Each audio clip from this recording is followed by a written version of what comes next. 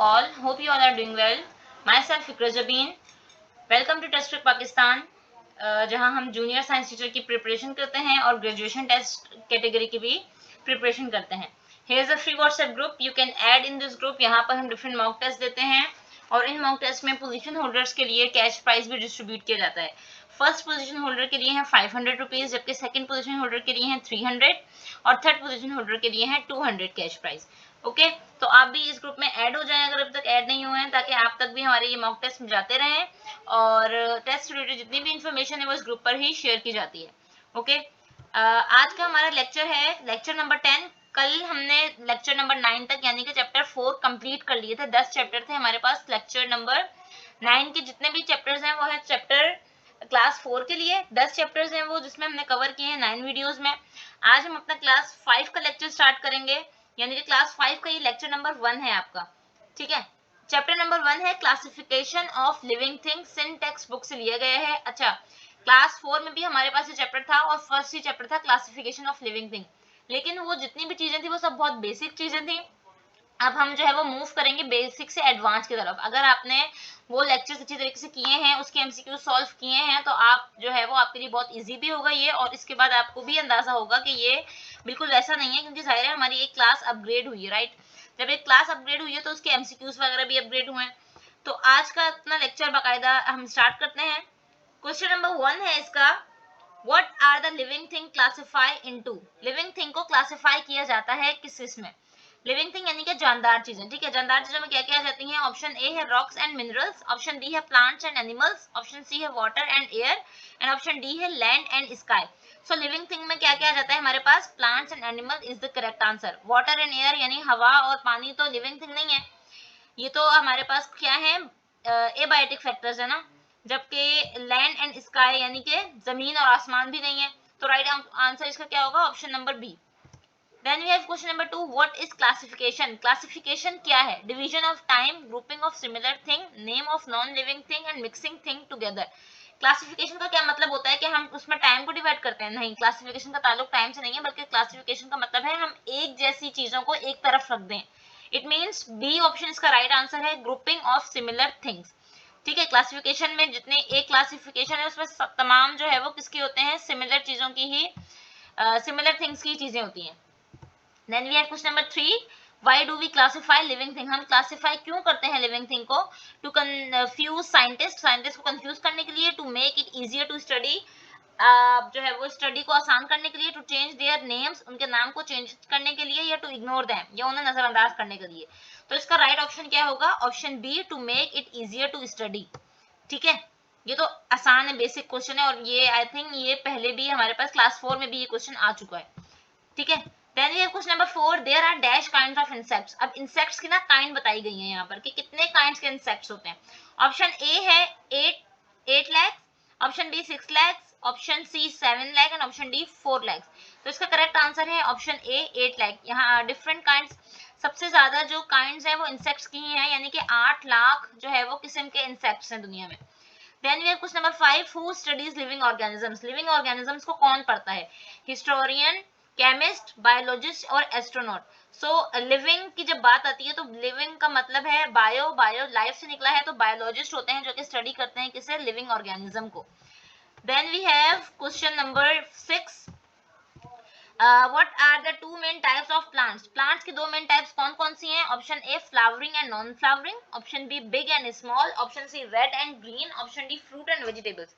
तो देखें option B big and small का क्या मतलब है? ये तो कोई मतलब ये किस बिहाफ पे हम प्लांट्स को जो है वो टाइप से ही बना सकते हैं कि वो बड़े और छोटे होते हैं. राइट, रेड और ग्रीन कलर्स के बिहाफ पर भी नहीं कर सकते. फ्रूट एंड वेजिटेबल यानी कि कुछ फल हैं और कुछ सब्जियां, इस बिहाफ पे भी नहीं, बल्कि किस बिहाफ पे करते हैं हम उसको कैटेगराइज हम करते हैं flowering and non flowering plants. यानी कि कुछ प्लांट्स होते हैं जो कि फ्लावरिंग होते हैं और कुछ होते हैं जो कि नॉन फ्लावरिंग प्लांट्स होते हैं. आगे हम पढ़ेंगे कि फ्लावरिंग कौन से हैं और नॉन फ्लावरिंग कौन से हैं. ओके, अभी तक बस आप ये याद रखें कि फ्लावर्स की दो मेन टाइप्स कौन सी हैं, एक फ्लावरिंग और एक नॉन फ्लावरिंग, यानी एक पे फ्लावर्स होते हैं और एक पे फ्लावर्स नहीं होते.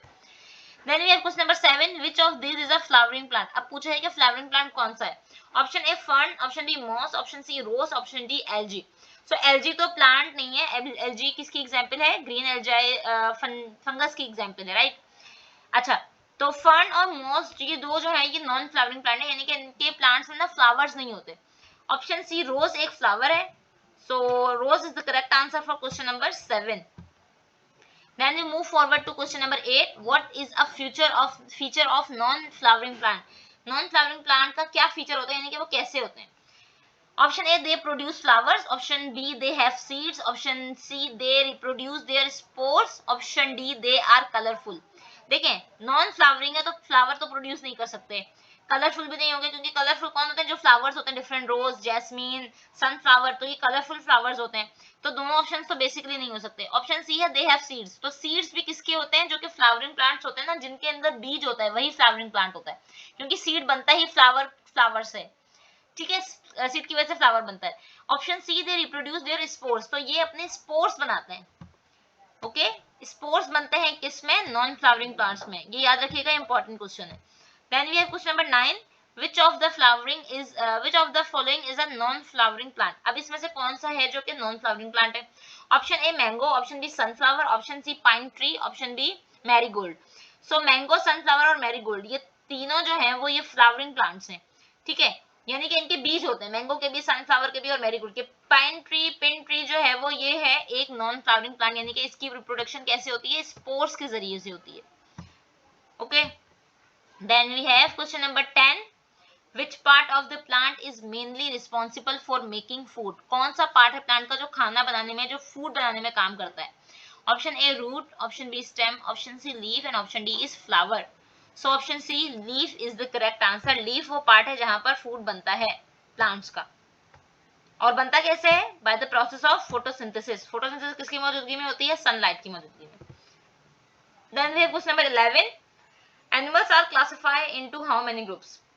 अब लिविंग थिंग को क्लासिफाई किया था प्लांट्स और एनिमल्स में, ठीक है, अब मजीद एनिमल्स को क्लासिफाई किया गया है कितने ग्रुप्स में, 2 में, 3 में, 4 में या 5 में? तो animals are classified into 2 main groups. कौन कौन से हैं वो 2 मेन ग्रुप्स, वर्टिब्रेट्स और इनवर्टिब्रेट्स। क्या मतलब है वर्टिब्रेट्स का और क्या मतलब है इनवर्टिब्रेट्स का, ये नेक्स्ट स्लाइड में देखते हैं। क्वेश्चन नंबर 12 है mammal animals with back bones are called, जिनकी बैक बोन होती है उन्हें कहते हैं क्या, वर्टिब्रेट्स कहते हैं उन्हें, क्योंकि जो हमारी बैकबोन है ना इसे वर्टिब्रल कॉलम भी कहते हैं, ठीक है, जो रीढ़ की हड्डी जिसे कहते हैं, जिस एनिमल में रीढ़ की हड्डी यानी बैकबोन होती है उन्हें वर्टिब्रेट्स कहते हैं, okay. So option B is the correct answer for question number 12। Then we have question number 13, animals without backbone are called, अब जिसमें रीढ़ की हड्डी नहीं होती उन्हें क्या कहते हैं, उन्हें हम कहते हैं इनवर्टिब्रेट्स। तो ये याद रखिएगा basic difference, vertebrates are animals which have backbone and invertebrates are those animals which didn't have backbone.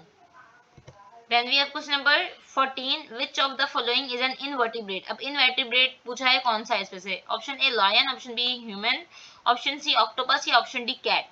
तो देखें lion में भी होती है बैकबोन, ह्यूमन में भी होती है, ऑक्टोपस और फिर डी कैट में भी होती है, तो ऑक्टोपस में नहीं होती, ठीक है, बैकबोन।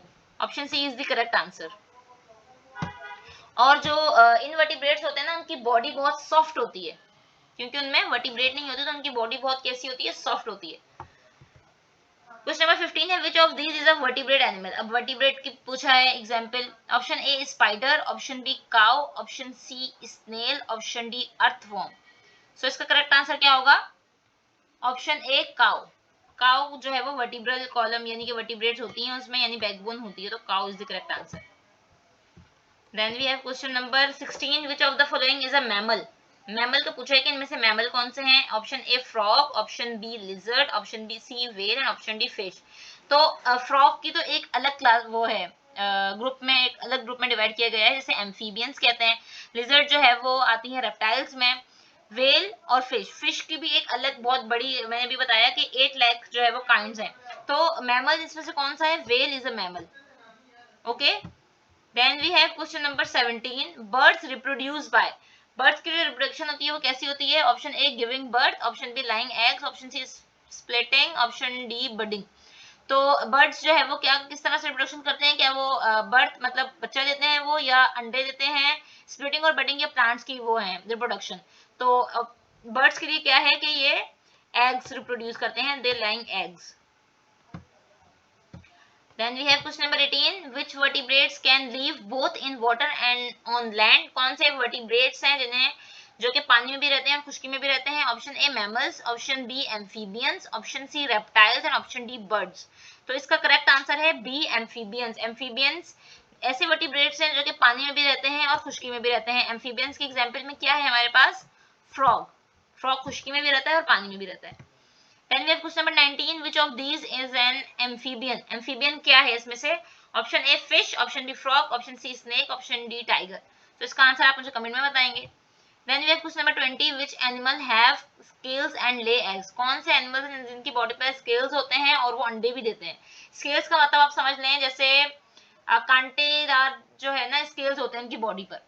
तो option A mammals, option B birds, option C reptiles and option D amphibians. तो इसका करेक्ट आंसर है ऑप्शन सी रेप्टाइल्स। रेप्टाइल्स की बॉडी पर स्केल्स होते हैं और वो अंडे देते हैं। रेप्टाइल्स की एग्जांपल में हम पढ़ते हैं क्रोकोडाइल को, ठीक है, मगरमच्छ। उसकी बॉडी के ऊपर जो आउटर सरफेस पे होते हैं उन्हें कहते हैं scales. Then we have question number 21. Which of these is an insect? इनमें से जो है वो इंसेक्ट कौन सा है? Option A spider, option B earthworm, option C ant and option D snail. So option C ant is the correct answer. चींटी जो है वो एक इंसेक्ट है। अर्थवर्म इंसेक्ट नहीं है, स्नेल भी इंसेक्ट नहीं है और स्पाइडर भी इंसेक्ट नहीं है। Then we have question number 22. Which group do snails belong to? Snails जो है वो कौन से ग्रुप से बिलोंग करते हैं? ठीक है, ये डिफरेंट ग्रुप्स है। Option A mollusca, option B reptiles, option C amphibians and option D birds. So snails जो होते हैं वो मोलस्का से बिलोंग करते हैं। ओके, रेप्टाइल्स की एग्जांपल में हमारे पास क्या है? क्रोकोडाइल, और एम्फीबियंस में है फ्रॉग, और बर्ड्स में तो हमें पता है कि डिफरेंट बर्ड्स हैं। Question number 23. Which of the following is a characteristics of insect? Insect की क्या कैरेक्टरिस्टिक्स है, क्या खुसूसियत है इंसेक्ट की? Option A 6 legs, option B wings only, option C 2 legs, option C long tail. तो क्या 6 legs यानी कि 6 टांगे होती हैं इंसेक्ट्स की और वो उड़ सकते हैं? सिर्फ उड़ तो नहीं सकते, वो रिंग भी सकते हैं। ऑप्शन सी 2 legs, 2 टांगे नहीं होती। Option D long tail, tail भी जो है वो इतनी लॉन्ग नहीं होती इंसेक्ट्स की, बल्कि होती ही नहीं है, बहुत कम इंसेक्ट्स होते हैं जिनकी टेल होती है। सो ऑप्शन ए यानी 6 legs होती हैं इंसेक्ट्स की, this is the correct answer for question number 23. Then we move forward to question number 24. Octopus belong to which group? अब ऑक्टोपस किस ग्रुप से बिलोंग करता है? ऑक्टोपस क्या है? ऑक्टोपस हमारे पास है इनवर्टिब्रेट ना, यानी कि इसमें बैकबोन नहीं होती। सो इसका ऑप्शन ए है insects, option B amphibians, option C molluscs and option D reptiles. So इसका करेक्ट आंसर क्या है आप मुझे कमेंट्स में बताएंगे। Okay, then we have question number 25. Sponges and jellyfish belong to? Sponges और जेलीफिश में भी बैकबोन नहीं होती, तो जिसमें बैकबोन नहीं होती वो क्या होते हैं? वो होते हैं invertebrates. Option A insects, option B reptiles, option B simple invertebrates and option D birds. तो इसका करेक्ट आंसर भी है सिंपल इनवर्टिब्रेट्स यानी कि option C. Then we have question number 26. The largest group of animals is? सबसे largest group animals का कौन सा है? मैमल्स, बर्ड्स, इंसेक्ट्स या फिश? तो सबसे लार्जेस्ट ग्रुप है इंसेक्ट्स का, क्योंकि 8 लाख काइंड्स हैं इंसेक्ट्स की हमारे पास। ठीक है, तो लार्जेस्ट ग्रुप कौन सा है? Insects. Then we have question number 27. Mammals feed their young with? Mammals जो है वो अपने बच्चों को किस तरह से फीड करवाते हैं? ऑप्शन ए क्या फीड करवाते हैं? वाटर, लीव्स, मिल्क या सीड्स? या पानी पिलाते हैं, पत्ते खिलाते हैं, या दूध या फिर बीज? तो option C milk is the correct answer. Mammals are the organisms which feed their youngs with milk. Then we have question number 28. Which of these can fly but is not a bird? कौन है इसमें से जो कि fly जो कर सकता है लेकिन बर्ड नहीं है? Option A bat, option B sparrow, option C parrot, option D pigeon. So इसका करेक्ट आंसर है बैट। बैट जो है वो बर्ड नहीं है, बाकी स्पैरो, पैरट और पिजन ये तीनों क्या है? ये तीनों हमारे पास जो है वो बर्ड्स हैं, जबकि बैट जो है वो मैमल है। ठीक है, then we have question number 29. Fish breathe through? Fishes जो होती हैं वो किस तरह से सांस लेती हैं? Option A nose, option B lungs, option C skin और ऑप्शन डी गिल्स। सो इसका करेक्ट आंसर है ऑप्शन डी गिल्स। फिश जो का जो ब्रीथिंग ऑर्गन है वो है गिल्स, वो गलफड़े कहते हैं उर्दू में गिल्स को। ठीक है, लंग्स तो फेफड़े होते हैं जो कि हमारे हैं, इंसानों में है और एनिमल्स में भी है, जबकि फिशिंग में जो है वो फिशेस में ब्रीथिंग ऑर्गन क्या होता है? Gills. Okay, so option D is the correct answer. कुछ एनिमल्स ऐसे भी होते हैं जो कि स्किन के जरिए से ब्रीथ करते हैं अपनी।